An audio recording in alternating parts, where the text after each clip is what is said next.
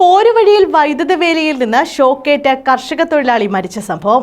2 പേർ റിമാൻഡിൽ. അമ്പലത്തുംഭാഗം സ്വദേശികളായ ഗോപി, ശശി എന്നിവരെയാണ് റിമാൻഡ് ചെയ്തത്. പ്രദേശത്ത് പന്നിയെ തുരത്താനായി സ്ഥലമുടമ കൂടിയായ കർഷകൻ സ്ഥാപിച്ച വൈദ്യുത വേലിയിൽ നിന്ന് ഷോക്കേറ്റാണ് കർഷകനായ സോമൻ കഴിഞ്ഞ ദിവസം മരിച്ചത്. പന്നിക്കണിയിൽ നിന്നും ഷോക്കേറ്റ് കർഷക തൊഴിലാളി മരിച്ച സംഭവത്തിൽ ശൂർനാട് പോലീസ് കസ്റ്റഡിയിലെടുത്ത 2 പേരെയാണ് കോടതിയിൽ ഹാജരാക്കി റിമാൻഡ് ചെയ്തത്. പോരുവഴി അമ്പലത്തുംഭാഗം ദിനിൽ ഭവനിൽ ഗോപി, കണിയാങ്കുഴി വീട്ടിൽ ശശി എന്നിവരെയാണ് റിമാൻഡ് ചെയ്തത്. കർഷക തൊഴിലാളിയായ അമ്പലത്തുംഭാഗം ചിറയിൽ വീട്ടിൽ സോമനാണ് കഴിഞ്ഞ ദിവസം ഷോക്കേറ്റ് മരിച്ചത്. അയൽവാസികളും ബന്ധുക്കളുമാണ് പ്രതികളായ ഇരുവരും.